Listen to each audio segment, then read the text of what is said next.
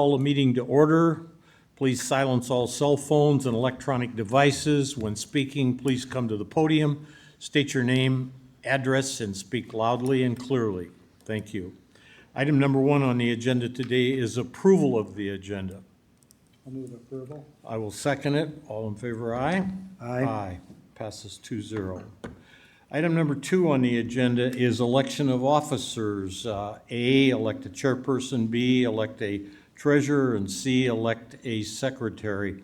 I would note that item 2 on today's agenda, this election process is supposed to be completed every 2 years by July 1st. In error, it has not been completed since 2021. With that said, I make a motion that Ron Wick be elected as chairperson, Dan Moore be elected as secretary, and Mark Nelson be elected as treasurer. Second. All in favor, aye? Aye. Passes 2-0. For citizen input, did he have a statement? I don't know, let's see what's going on here. He was going to speak to the item. William Burrows, I just wanted to ask a question about item number 2. How long are your terms? 6 years, 6 years, and and they can be renewed. that can be renewed. So when are y'all going to be up for reelection? I'd have to check mine, Bill. I think I might be at the end of this year, or maybe into 2 years next year. So I'd have when to it check started, the Board of Supervisors person was elected for 2 years. The council person was elected for 4 years, and the at-large person was elected for 6 years. So the at-large person is done in December of this year. Dan should have been done 2 years previous to that, and the original Board of Supervisors person was done 2 years prior to that. So Rocky DeWitt's first term was 2 years, and then he got reelected, reappointed, and that second term is for 6 years, so that no two people are ever done on the same time. Okay. So every 2 years, somebody new is up for renewal. So in December, somebody's going off or has to be reelected, is that right? Yeah, in December, the at-large person, which is Ron Wick in this case scenario, his term is done. So he would either have to be elected for another 6 years, or somebody else would have to be elected to replace him. Okay, and when does that election held? That election is an appointment that would be done in December. It's done by both the city council has to approve that person, and the Board of Supervisors have to approve that person. And it still has to be 4/5 of each governing body? Has to be a majority of each governing body. Majority. Okay, thank you.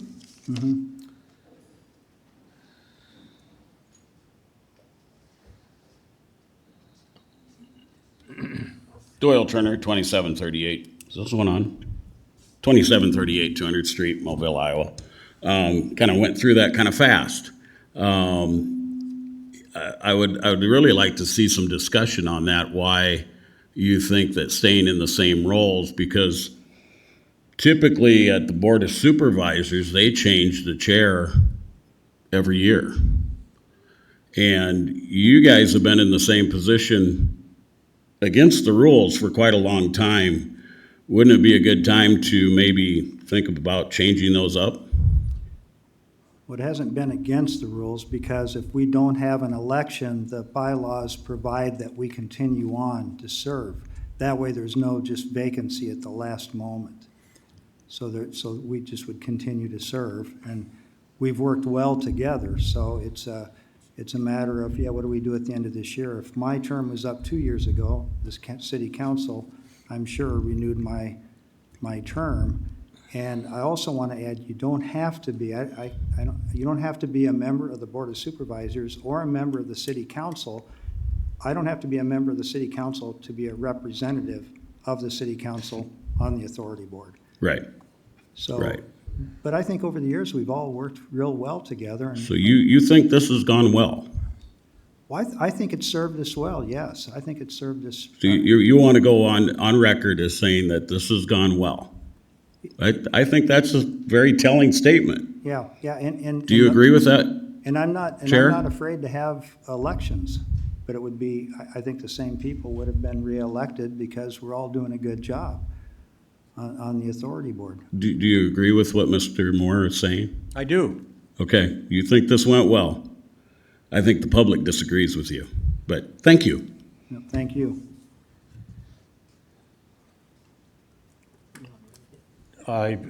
It's my understanding that Karen has something that Commissioner Nelson has asked her to read. Is he on the line with, or on the line, on the phone? No, he's not on the phone. Oh, he's not on the phone. Oh, okay. This is from, Supervisor Nelson just texted me, they had their baby, so they're at the hospital, that's why he's not here, so. That's just great FYI. news.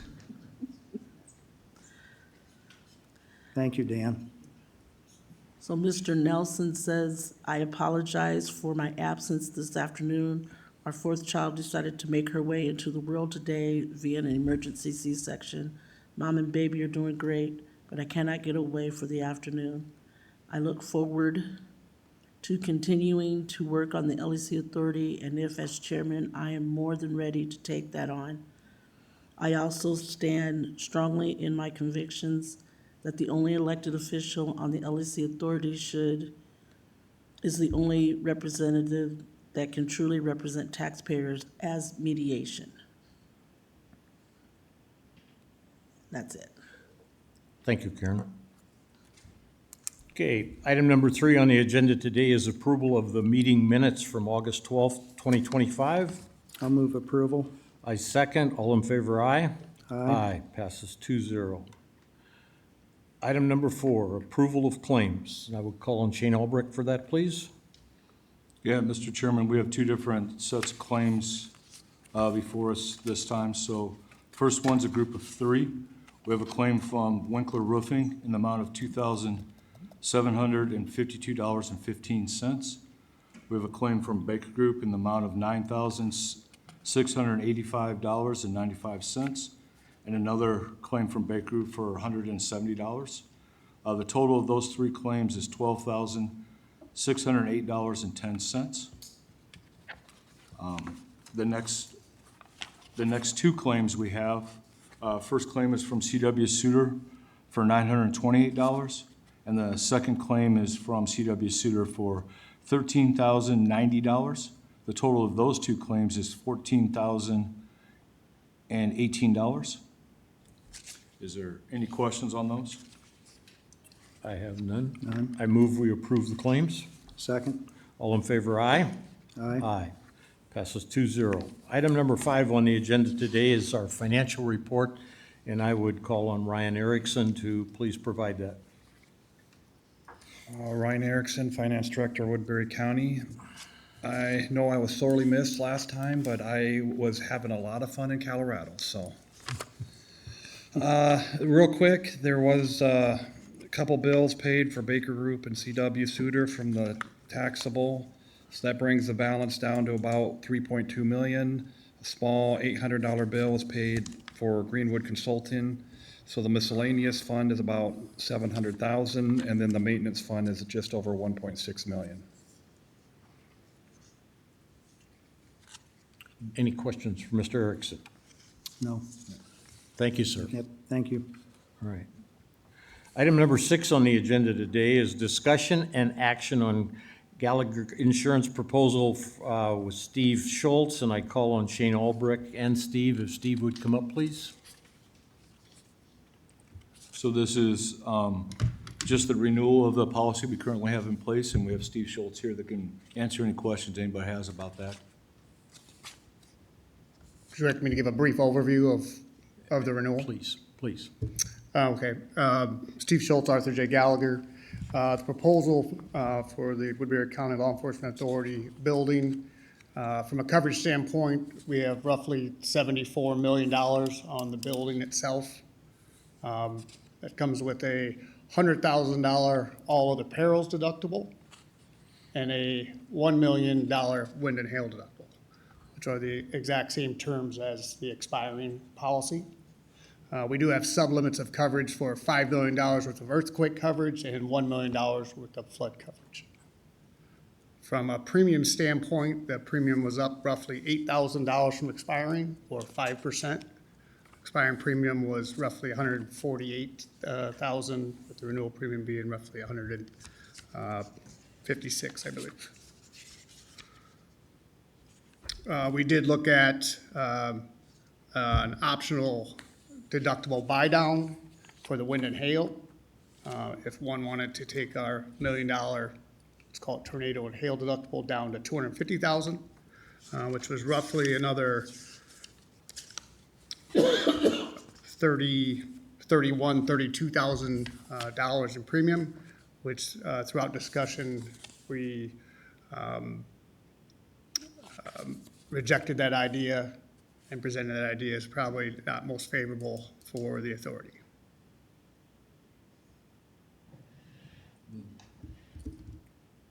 You want to explain the addition of the $100,000 to the business property that you did? For Yes, so on the renewal this year, we looked at adding some miscellaneous coverage for items that may not be picked up in, by definition, a building.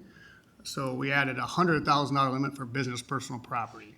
So that would be any miscellaneous items that are not fixed or attached to the building itself, to pick up in the event of some smaller items that, and a larger loss that we could fund in a different pool of coverage that wouldn't fall into a fixed item. And that cost was roughly like $100 additional premium. And this takes effect when? Yeah, the renewal was effective August 13th, 2025 to 2026. And I should have said, start off with the insurance company backing the policy and coverage is Chubb Insurance. So it's effective August August 13th. 13th, okay, Correct. thank you. Any other questions for Mr. Schultz?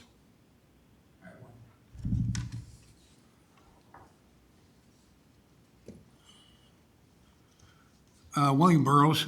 Mr. Schultz, were you involved when the walls fell down? From an insurance company standpoint, Yeah, we had no involvement.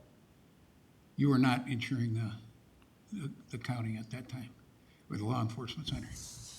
That is correct. Okay. Was that covered by insurance? That is correct. And who did you say is the name of the actual insurance company? Because you guys are a broker, right? And I'm not sure the time period you're talking about. The current insurance company is Chubb Insurance. I don't know who the insurance carrier could have been at the time that you're referring to, though. Shelter Insurance. Is that what you said? No, Chubb, C-H-U-B-B. Okay. At the I'm not time, hard of hearing. I just got too much hair in my ears. at the time of the walls falling, it was still under construction, so it was under the builder's risk policy. Good. Yeah, previous to my involvement. Okay. Thank you. Any other questions for Mr. Schultz? No, Thank you, sir. All right, thank you. All right.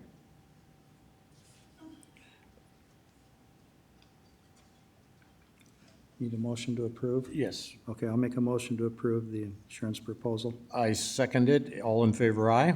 Aye. Aye. Passes 2-0.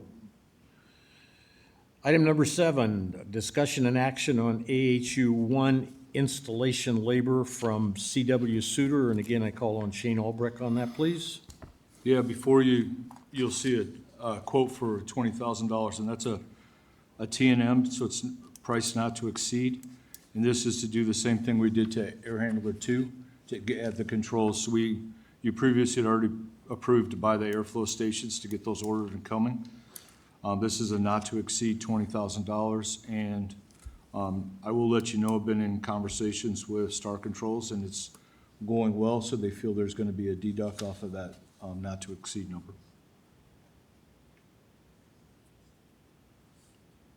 Any other questions? Sorry. Any questions? I have no questions. I'll move approval. I second. All in favor, aye? Aye. Passes 2-0.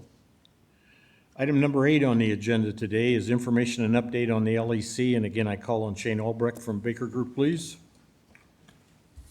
So currently, today, yesterday and today, the commissioning agent was here to commission the chiller.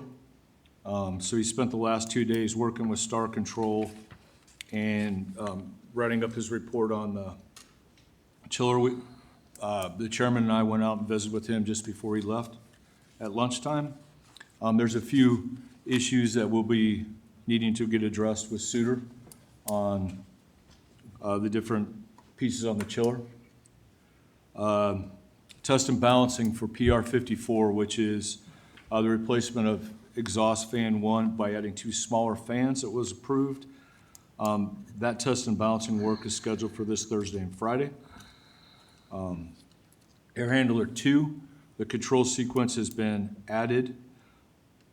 A little snafu when that was done. The fans weren't broke into separate fans. There's a fan array of 4 fans. They need to make those fans act independently. So that work has been going on this week to get that done. And that will need to happen to air handlers 1, 2, and 3. Again, Star Controls was working on that this week.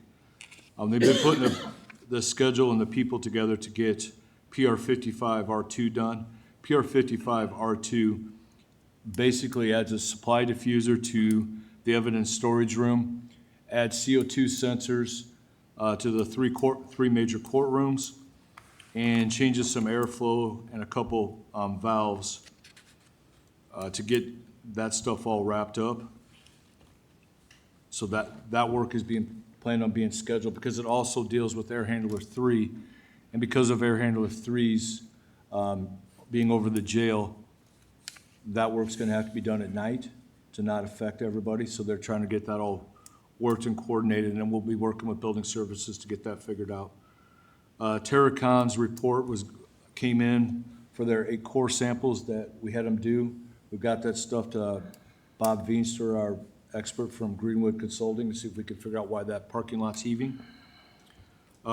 We will be sending a seating and rutting email tomorrow in response to an email we got today from Hausman. So basically, with the stuff for final completion, we've got to get the test and balancing done, scheduled for this Thursday. And then the seating and rutting, and we still do not have a roof warranty in our hands yet. So those are the remaining items on the final completion. Kenny, do you have an update on where we are with the warranty stuff that you've been working on?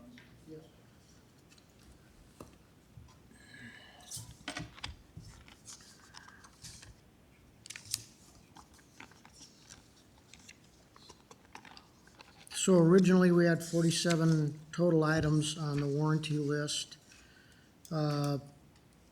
28 have been completed. 9 of those were completed by building services. I'm considering 7 of those items, 7 additional items, authority items. When I say authority items, what I'm referring to there is these are items that are out of building services' hands. And I'll read through those. 1 being the roof warranty. 2, the driveway and the parking lot concrete heaving, which we had Terracon do the samples on.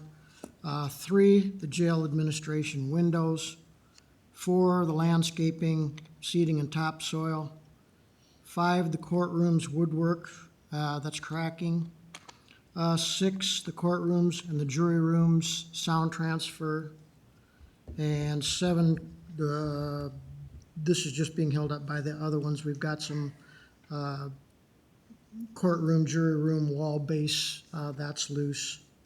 So other than that, of those items, aside from those items, we have 12 items for Hausman or their subcontractors to address yet. They discussed with me today the possibility of 2 of those items, one being restriping the parking lot, possibly this weekend, although I informed them we're looking at 24% chance rain both Saturday and Sunday, although they still strongly wanted to move forward.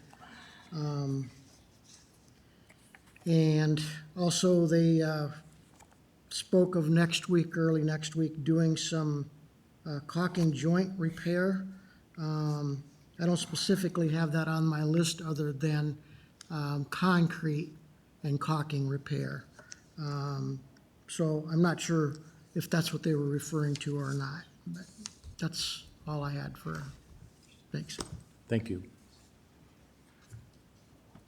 I have nothing else, sir. Any questions of either of these gentlemen? No. Okay. Item number 9 on the agenda today is approval to appoint Mark Nelson as the LEC representative for mediation. Doyle Turner, 2738 200th Street, Mobile, Iowa. I firmly believe that when the two of you just said in front of the cameras and in front of everybody that this project has gone well, I think that pretty much proves that you're not the right two people to be heading up our mediation. I think a real big factor, though, is the fact that Mark has been elected by the people of this county. Everyone in this county got to vote on him. He's elected by the people. When he came on this board after Rocky DeWitt left, this was total chaos.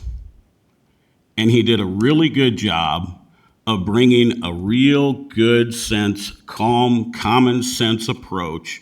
He talked the board into changing the rules so that people could be heard. There were all sorts of things that were being erroneously done, and he did a good job of cleaning this up and making it a much better run board than what it was previously. I think he has earned the position, and I think the people of Woodbury County deserve the representation that somebody that is elected by the entire county deserve. So I am in full support of Mark Nelson being the person that you choose to mediate. Let me correct something that you stated. We were on item 2, election of officers. You wanted to know if it is running well. If you would have been clear and said, I'm not talking about the election of officers, which is that item, I'm talking about the project. I wouldn't sit, are you kidding me? I wouldn't sit up here and say this project is run well. Even with Mr. Nelson on the authority board, it's been tough. It's been very tough. So what part were you And thinking so was going well? we were on agenda item 3, election of officers, that we haven't had an Yes. election every 2 years. And you want to know if that has, if that's run well. And I'm saying yes, because we're a carryover to serve as those officers until we have an election. Well, I'm sorry, we had a misunderstanding. So now you are admitting that this project has not gone well. Look at it. We're close to mediation, and we're close to a Why- very complicated mediation and a very complicated lawsuit. Yes, yes. So obviously this has not gone well. Do you agree with me that Mark has improved the situation? I think we all have improved the situation. I think the lawyers representing, well, I want to be clear on something, because I think there's a misunderstanding here. I really do. Our misunderstanding on 2 is minor compared to the overall understanding.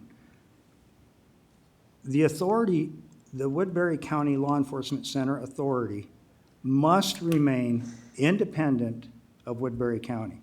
Yes, We are a separate entity. yes, I realize that. Okay. A separate legal entity. Yes.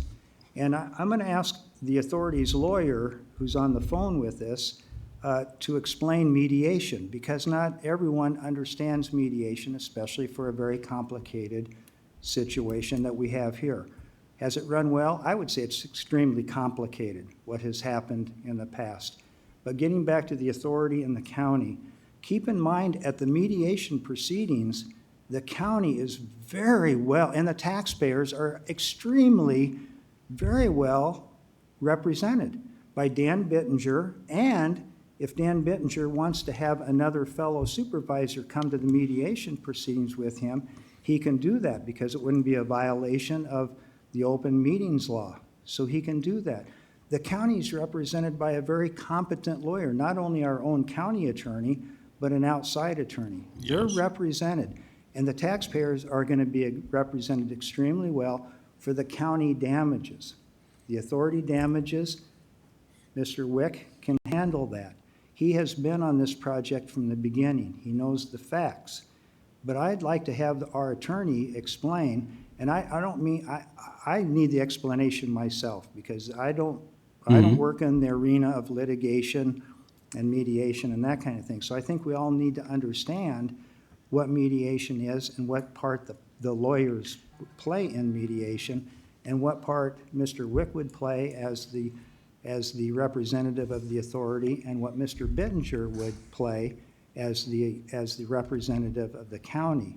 And we each have separate damages, and it's extremely important that we don't let anything happen to weaken not only the authority, but the county as well, as we go into these mediation negotiations. Because if mediation fails, and the attorney will correct me if I'm wrong in this, but if mediation fails, we don't come to an agreement, we'll be in litigation. Right. Well, that's the next step. So Jody, can you just help? First off, I'd like to recount my time. Okay, I okay. mean, so okay. that, I mean, I appreciate your candidness and everything, but I'd just like to have this not count against my Yeah, time. well, I just want to make sure we're all on the same page, just like.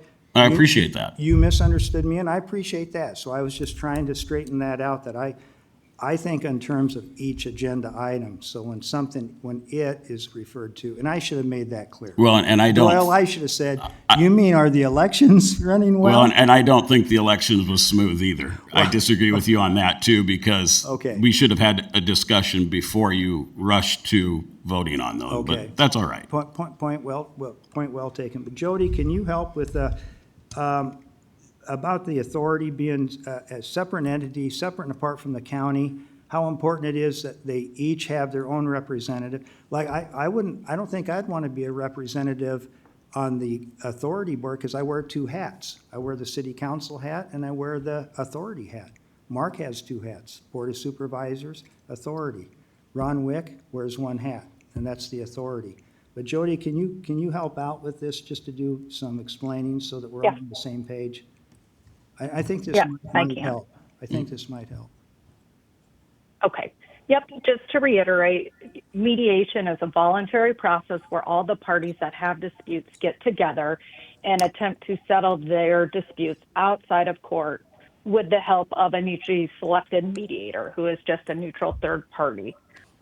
Here, it is both the authority and county that have damages and claims against the other parties. So both the county and the authority will be present at the mediation. I will be there as counsel for the authority, and John Templer and either James or Joshua will be there as counsel for the county. Both of us will also have representatives. So for the county, the presumption is that Dan Bittinger as the chair will be there. And then as we've talked about with Supervisor Bittinger, a second person from the county can also be there because 2 out of the 5 can be there without having a quorum. So at the mediation, there can be up to 2 county representatives present and their attorneys, and I will be present.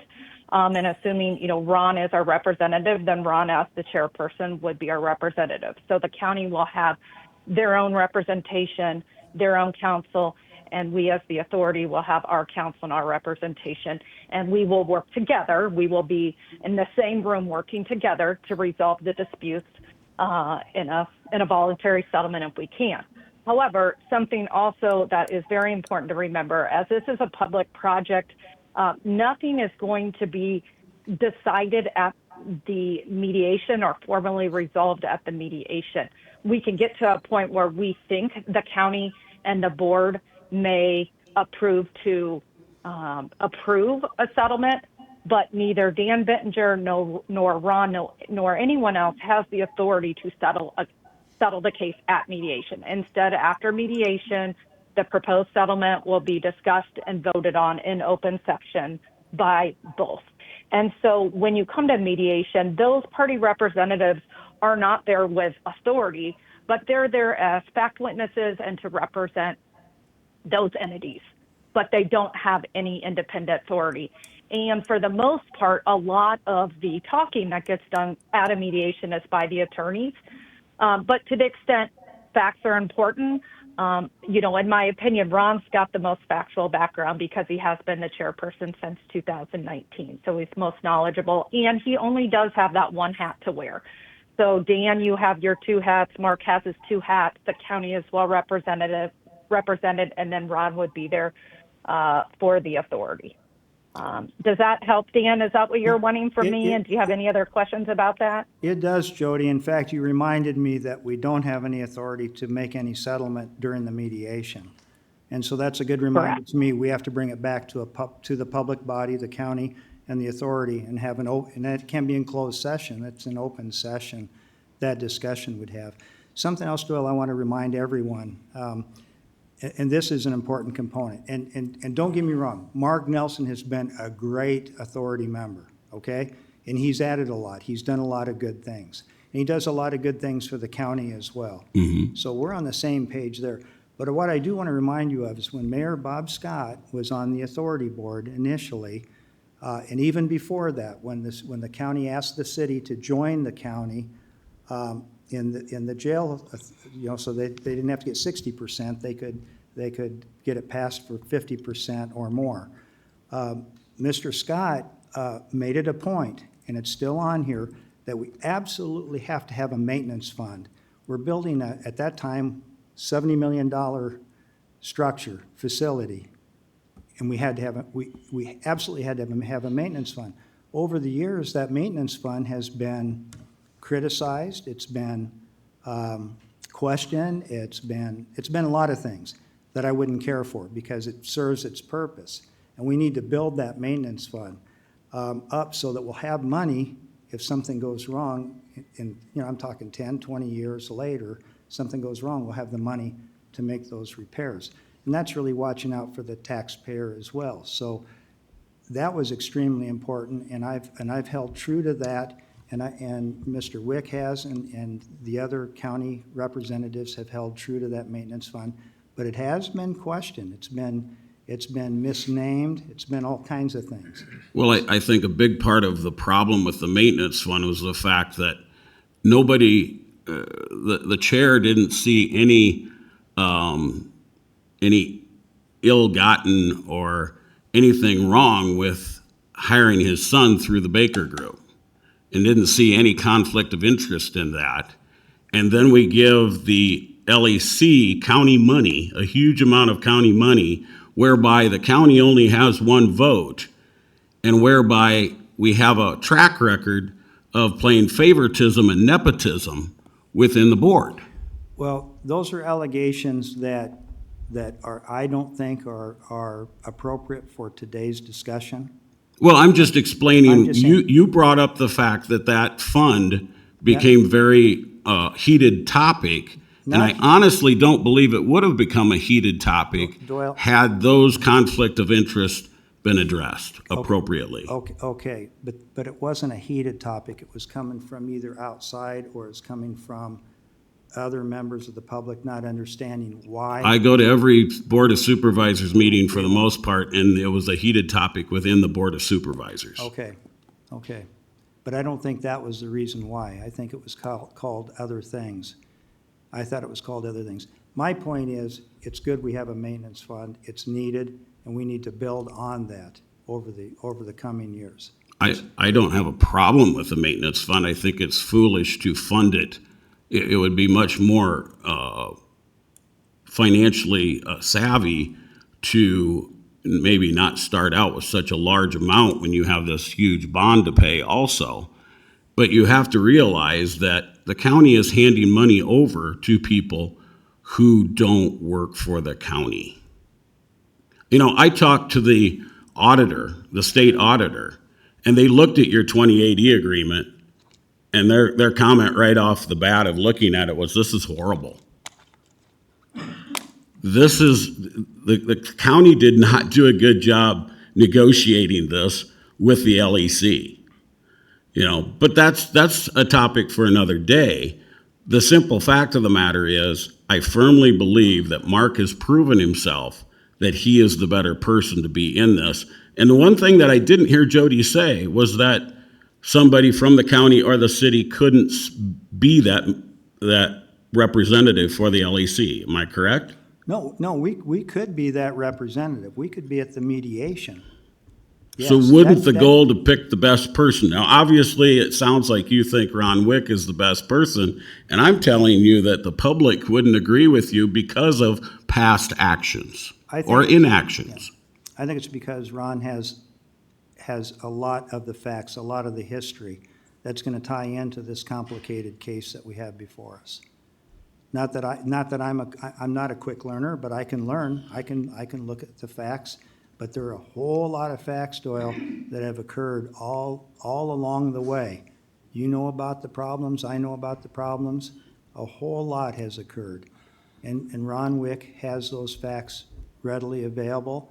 He's worked hard on this project, and he knows them inside out. I agree that Ron has worked hard on this And project. the only reason why Mark would be, that if, let me get this right, if Mark went with Dan Bittinger, and then Ron's there, and they're both, the lawyers have agreed and they have advised us and have recommended that we are in the same room, the authority and the county. So there's no way that Dan Bittinger and Mark Nelson, there's no way Mark Nelson and Ron could be together in the same room, because then we have a majority of the authority members, 2 of the 3.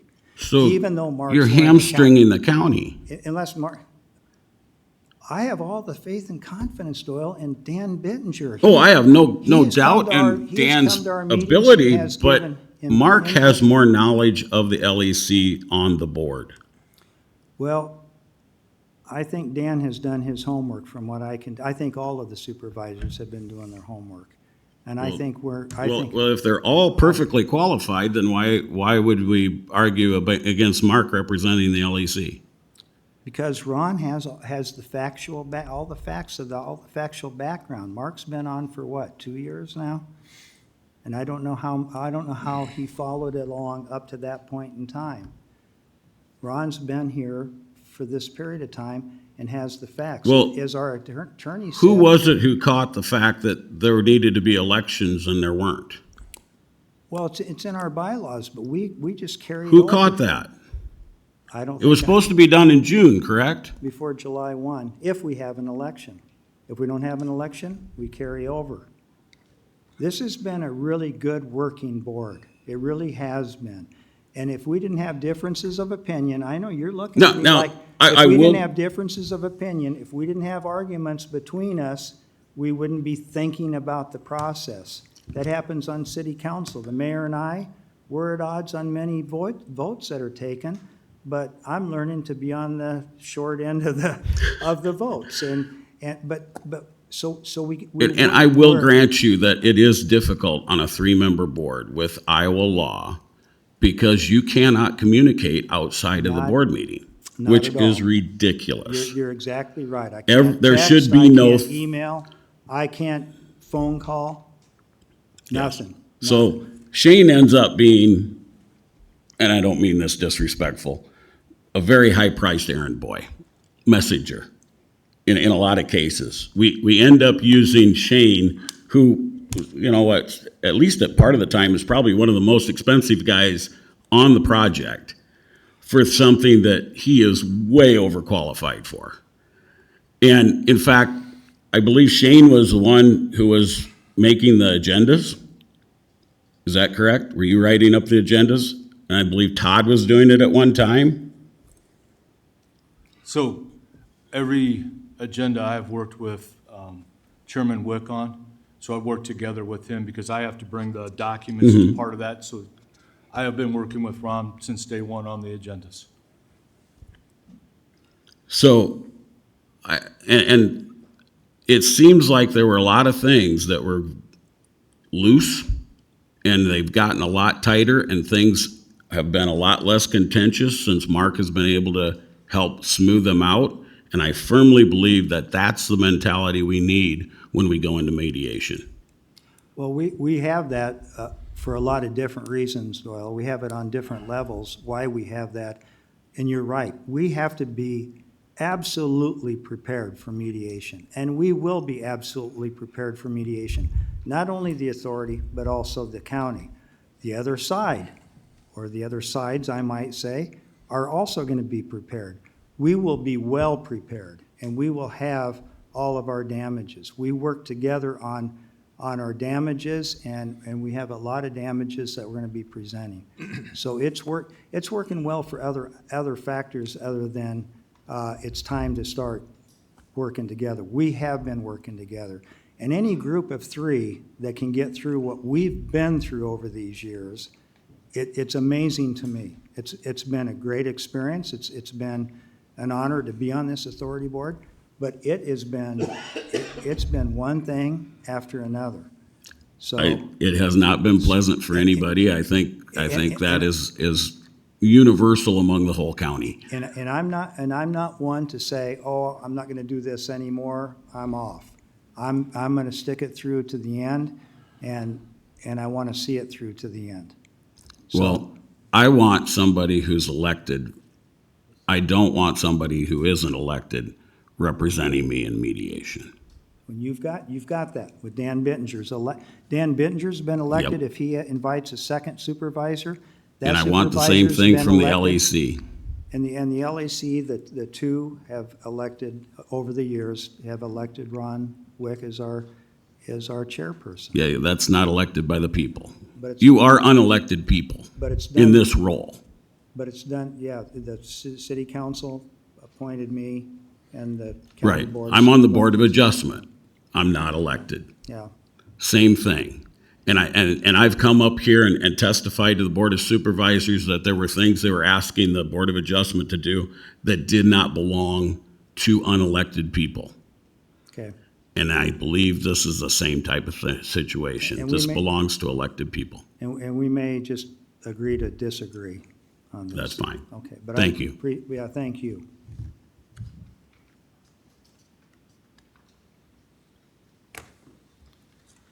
Bob Scott, Iowa law says I don't have to give my address anymore, so I'm not going to. You guys need to check that. I just want to remind everybody here that there wouldn't be a jail today if the city hadn't partnered, because you wouldn't have had 60% of the vote. And now all of a sudden, this is a county project. This is still a city-county project, and Mr. Moore is our elected representative. I'm delighted that I was smart enough to give him that job rather than take it myself, because I was slotted there. But I have a question for your attorney. I believe Mr. Nelson can take part on the negotiation, because if you know anything about mediation, you can have different parties in different rooms. So if Mr. Nelson is there as a supervisor, and as long as Ron's not in that room, he's in a separate room, I believe that he can serve, so that it would satisfy the needs of those citizens that think it's a problem that he's not serving. You just have to have two rooms. Well, mediation can occur a lot of different ways, and I don't think that violates the law because he's there representing the supervisors. Jody, And I can guess you, that your attorney would have to answer that. yeah, Jody, can you respond to that? Did you hear the mayor's question? I did to address Mayor Scott's question. So yes, if the county and authority were in different rooms, then in our room could be Ron, and in the county room, Dan's the second person with the county could be Mark Nelson. However, the county attorney has, and I agree with this, we've both talked about that, it does a disservice to our positions. We are essentially joint plaintiffs here, the authority and county. The county is a third-party beneficiary of the authority's contracts with GGA and Houseman. And so to be in the strongest position for mediation, we do need to be in the same room. And again, that's something that that the county's attorneys are firm on, and I agree with that. So I don't want to put us in a weaker position and have us in different rooms. And so the consensus has been we're in the same rooms. And unfortunately, that means Mark cannot be the second person for the county. But in thinking about chairman for the Board of Supervisors, Matthew Ung was chair before Dan, so he might be a logical second person to go, because then we have, the last two chairs and for the county. So we did talk about that and made a decision on that. Thank you. Okay. We're still on item 8, is that correct? Or no, item Item 9. 9. Bill, 9. William Burrows. I already sent you something in writing indicating that I felt Mark Nelson should be appointed to, or as a LEC representative for mediation. So I do have that in writing. I don't know if, Karen, did I copy you in on that? Okay, I'll get your copy. We're going to have somebody on mediation. Well, let me ask a couple of questions. Is mediation going to be open to the public? Jody?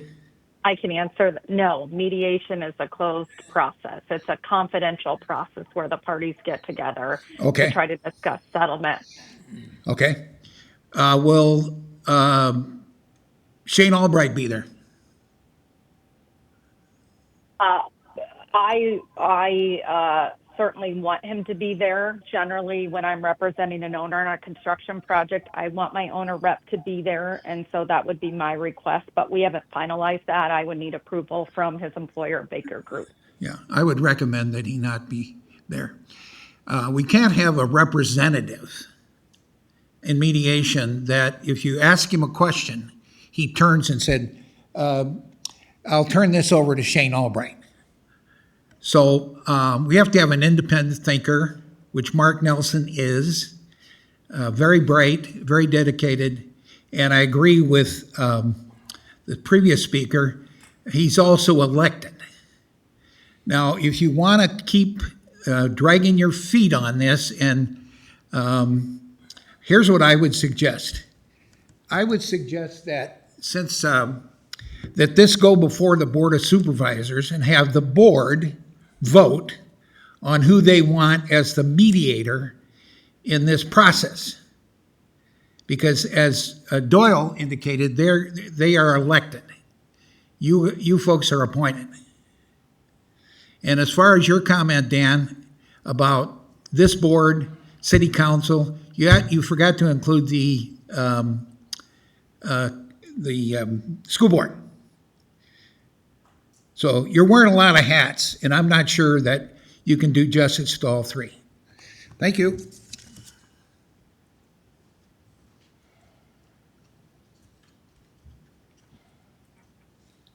Kim Alexander, Smithland, Iowa. I farm outside of Smithland. I've known Mark before he was on the Board of Supervisors. And I'm not totally up to speed on this whole thing, but listening to the discussion and knowing Mark as I do, number one, I appreciate the communications here today and giving extra time, and that I appreciate that.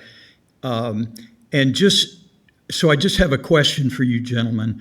Is there, assuming that it's legal with the legals and all the politics of this thing, is there any downside to a fighter, a clear-thinking, independent fighter like Mark Nelson being ahead of this thing as opposed to Mr. Wick, with no, aspersions on what you've done or anything? But is there any downside to having him in charge of it, this mediation thing? Well, and maybe Jody can clarify that too. I mean, Mark wouldn't be, none of the representatives would be in charge. It'd be the lawyers that are working on the mediation. And what you have to be careful of, and Jody, just tell me if I'm wrong on this, because again, it's not my arena, but the thing you have to be careful of is that you don't blow up the mediation proceedings and everybody says, we're done, see ya, bye, we'll meet you in court. It's a very delicate, it has to be handled in certain ways.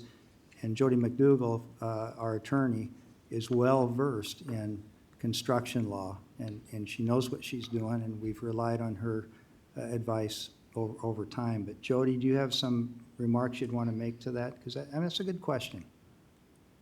Yep, sure. First, I would again note that there'll be some preliminary discussions between the county and county and authority before the mediation. But again, in the mediation, neither of those entities have the authority to settle.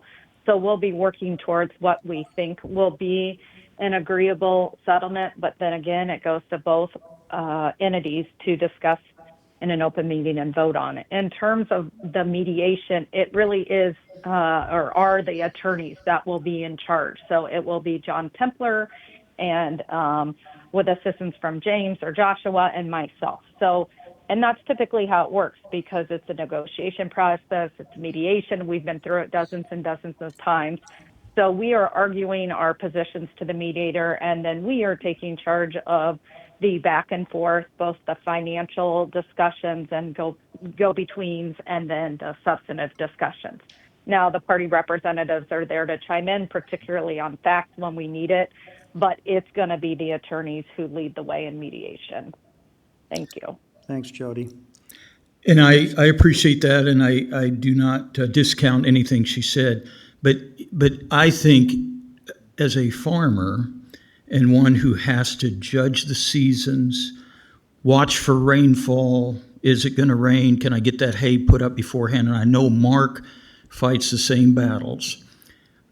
It would just make sense to have someone on there that's not just a fighter, but knows how to, has the perception, the perceptiveness to see what's going on and, hey, this is not heading the right direction. Again, I know how the lawyers run things, but for someone that can represent us, the people, I see no downside to having Mark Nelson on there. Let me ask you this, and I appreciate your remarks and in your questions, but let me ask you this. Would not Mark be able to accomplish a lot of that when the mediation numbers come back to both the authority board and to the Woodbury County Board of Supervisors? They're the ones that have to finalize what those numbers are. And does that give you any comfort at all that all of the board will be seeing those numbers, all of the three authority members will be seeing them, and we'll be going through those, comparing them to what we thought our damages were and what we've resolved, what the attorneys resolved as far as what those amounts are? Do you see part of that? Absolutely, and your point is well made. However, if just putting him on there has no downside and a possible upside, it seems like it's worth doing. Thank you. Well, thank you.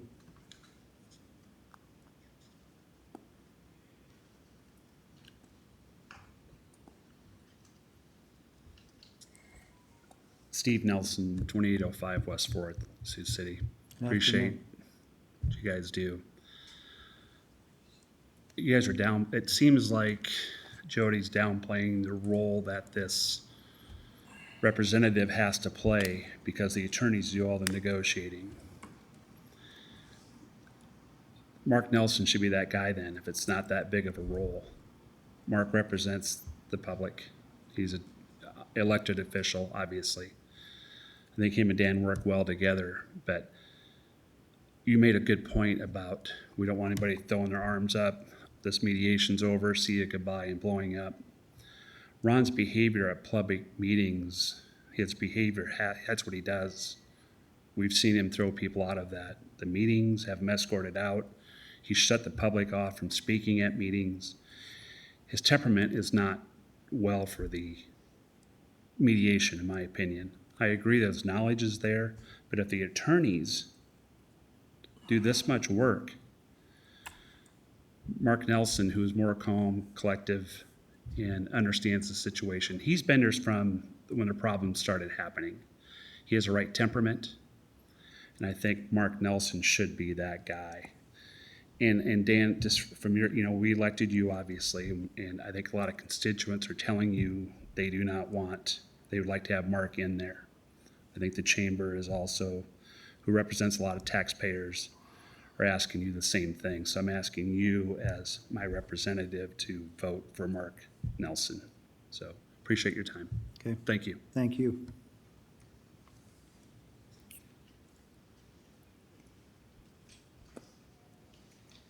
Hello, gentlemen. Dan Binger, supervisor. Not to belabor the moment, we've been here for a while, so. But let me just give some background just so that the public understands the genesis of this agenda item. Supervisor Nelson and I were talking, and over this last year, we've gotten a lot of public comment and input regarding the mediation. And like it's already been said, it's been beat to the end of the ground, right? Either side cannot unilaterally make a decision. It has to be brought back for public approval in an open session. So we know that. We don't need to hash through all that. We understand that Chairman Wick, you've done a great job. Like we talked about this morning, you've done a great job. And I don't think any other citizen would have put in the thousands of hours to work through this project. And so this is not So the public knows from Mark and I, this is not a competency issue. This is not a personal vendetta. It's not an agenda. It's not some type of, Hail Mary to, run anybody out of town, anything like that. It's just, in good faith, we promised our constituents that we would bring this forth for an agenda item, which, and rightfully so, that's the role of elected officials. We should bring, citizens' concerns to be brought before the public, to be talked about, discussed, and then voted upon. So that is really the genesis of this agenda item that many of our citizens would like to see marked there. Whether right or wrong, whether they're fully informed or not, whether they've been part of this process, or just now getting involved, we cannot speak to that, and we can't, answer those questions that, both boards may have. But we wanted to present this, and even if it does fail, we wanted to be able to go back to our constituents in good faith, saying this, we presented this, we heard your concerns, and this is what we put forth. And still going forward, we know Supervisor Nelson will be involved with this, and I know that all of us have a good working representation and good working relationship. And so that's why I just wanted to make sure the public understands that. And in light of that, I would ask the board, since due to the emergency C-section and the birth of their daughter, I would just ask the board to just table this until the next LEC meeting, just so Mark can be a part of the vote, so it's officially on record. If it may not change anything, it may not change, opinions or votes, but I just think that would be in order, since due to the emergency, Mark was planning to be here. But that's up to you guys to decide that. But wanted to say too, that we do honor and respect the work you guys have done, and this has been a long project, and I am very glad that we are entering the mediation phase. And so I know that the public is ready to be over this, and I would just encourage the board, make sure that nothing's taken personally, and I would encourage the public, you have every right to speak your opinion, hold elected officials to the highest mark, right? Call out inconsistencies, call out incompetencies, hold us accountable, but just make sure, I would just encourage all of our public citizens just to make sure that we understand that some things are not easy, and that's, at the end of the day, both boards are working for the maximum benefit return on this mediation lawsuit. So thank you, gentlemen. Yeah, and I appreciate your remarks, Dan. Ron Wick has worked harder than anyone on this project. He has more facts of what's happened from the beginning to where we are now. It's easy to criticize someone for maybe their demeanor at a public meeting. Sometimes it's unfair, but that doesn't seem to carry the day that Ron shouldn't be the representative for the authority. Just so Ron knows, and I think we've always been transparent with each other. We've been transparent with Mark. We were transparent with the other board supervisors, members that sat on the authority. I like the idea of tabling it, because this is what the lawyers won't like, but I'd like to table it till Mark can be present, because that's the respectful thing to do with what he's got going on. But I would like to revisit having, I guess I'd want to revisit, Ron, having the authority in one room and the county in another room at the mediation, to see if that would work. I guess I'd like to just talk with Jody and with John in more detail about that, because I feel as strongly of having Ron Wick there for the authority board as you all feel as strongly having Mark Nelson there. And I think Mark's very, very good. I think Ron Wick's very good. And I think that there might be a way to work this so we can have the best of both worlds. Now, both lawyers might say again, we're going to give you reasons A through Z why that's a bad idea, but I would just like to revisit it, because it's unfortunate. We're late in the game on this, in my opinion, because we've always, all of our agendas, all of our minutes, everything's posted on the website, and we've talked about this. We've talked about issues that we've had that, yeah, the taxpayers are tired of hearing it, tired of just having this keeping going on and on and on. And it might have been good to have a discussion earlier than this, but we still have time. Ron, we have till toward the end of November. I think, yeah, toward the end of November is when the mediation is scheduled to take place.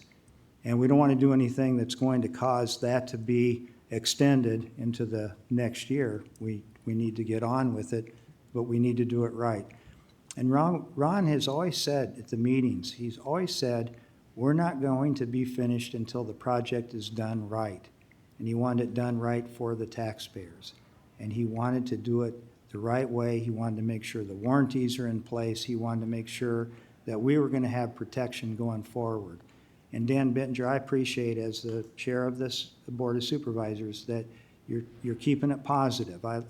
And the gentlemen here, you've all kept it positive. Doyle and Bill, and I don't remember the other gentleman's name, Mr. Alexander?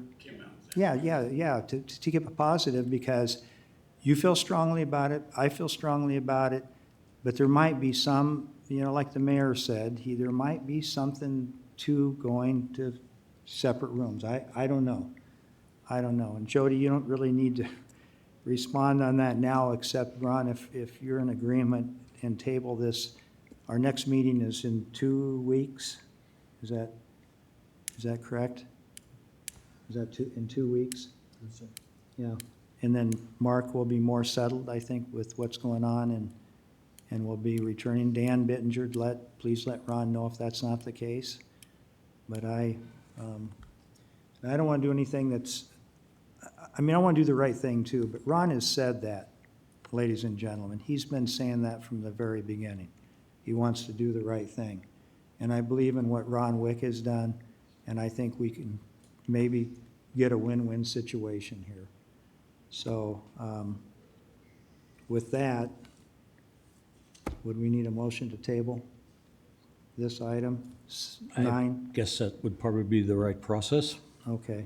I would entertain a motion to table agenda item 9 until, can you give me a specific date? It's being the 26th, I can't do my 2 weeks, so I think the specific date is, September 10th? No, it's September 9th. September 9th? Thank you. September 9th. September 9th. Ron, I would move that we table this item, agenda item 9, until our next meeting, September 9th. I will agree with that. Okay. Do you want to take a vote? All in favor? Aye. Aye. Okay, thank you, Ron. Thank you. And thank you, gentlemen and ladies. And All right, item number 10 on the agenda today is public concerns on any items we have not covered in the agenda.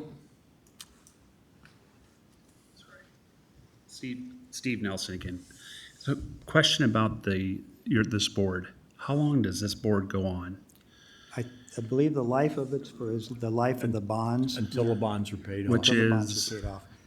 Is that a 20? 20 years? So it's a 20-year note, so it's got roughly 17, 18 years left. Okay, yeah. And so I think going back to the question I had, one of the concerns on that maintenance fund, which is a great idea. Is it my understanding that this board has the authority to spend that money and only they can approve it, correct? It doesn't go back to the county? That is correct. Well, after the authority is terminated. During the time, the authority's in place. That's correct. That's correct. I just didn't know there's more information for me. So I think that was one of the issues they had, was that the authority had that ability just to write checks for that maintenance fund, or do they? Is that not true? Once the maintenance fund is funded, Which it is funded up to what was it, Ryan, 1.8? 1.6 and who has the million. authority to approve those funds to be distributed? Right, Is it the county commissioners or is it the authority? the authority. It is the authorities. The Okay. authorities. Yeah. And we've been using some of the maintenance funds for, The only thing you've used the maintenance fund so far for is the commissioning agent, is the only funds that have been approved out of the commissioning fund, out of the maintenance fund. Is the only dollars that have been spent. Everything else has just been put in interest, and everything else has been paid for out of other funds. And that's good. I'm not questioning that. It's a great idea. I like that for new buildings, but, so this, and if my history is correct, we did put a cap on it, didn't we? And I wasn't in favor of that, but I think we put $8 million cap. right, 8 million to get into Once we that reach fund. 8 million, we don't add to Yeah. it, or if we use it, then we'll build back up to the 8 million. Right. The other question is, can you change the makeup of the law, this board, to members of 5? to make it easier for this board to function as we go forward. We'd have to get a legislative proposal before the state legislature to change the code section. So is that a good thing? Is that something we could pursue? I'm trying to make your job easier. I know it's gonna be kind of water under the bridge, but when it comes to spending and so forth or issues, can this makeup of the board become 5 instead of 3? Yeah, So just a suggestion going forward, maybe, just, legislature would take that up in the spring, and it'd probably be effective July 1 of next year if it Okay. did pass. Yeah. But I agree with you, it's been really, they're handcuffed, yeah, all of you. It's tough. yeah. So, anyway, appreciate all you've done, Ron. I know you've given everything. I Thank you. appreciate it. Your passion shows.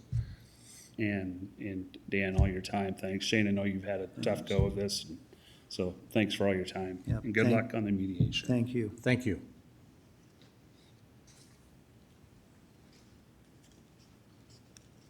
Doyle Turner, 2738 200th Street, Mobile. And I do want to say thank you for the work that you have put in. You know, there are a lot of people involved in this that don't get paid a dime. And I think that's wrong too. The amount of work that you guys spend on this, somebody should be paid for this. There's a lot of headache, there's a lot of time, and the state needs to change some of these rules. You know, Karen does a lot of work. I mean, there's just a whole lot of people that take on this effort for the people of the county and give their time. And I think it's important that people also know that, you know, people are giving their time, and it's a lot of time. So thank you for that. Appreciate that, Doyle, thank you.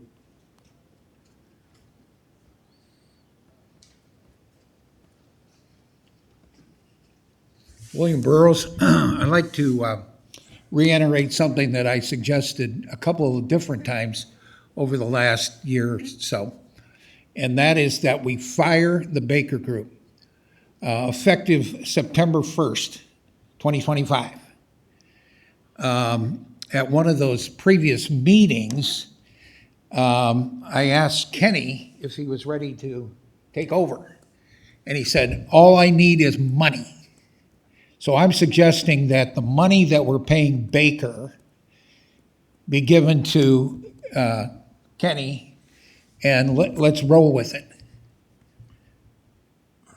I know you like to talk about conflict of interest, but if my memory serves me correctly, Jody's law firm was recommended by the Baker Group. And that itself should have been dealt with at the time, and it wasn't. So I would encourage one of you to make a motion that we terminate Baker's contract September 1st. Thank you. Thank you. I don't think Any we other have public concerns? Item number 11 on the agenda, Authority Board member concerns. Nothing further, Ron. Nothing from me. Okay, item number 12, we go into closed session with Frederickson and Byron Law Firm under Iowa Code, Chapter 25.51C. I make a motion that we do that. Second? Roll call vote, please. Wick, Aye. Moore, Aye. Nelson absent. Okay, thank you, everybody. All right, thank you. I'll call upstairs. Bye-bye.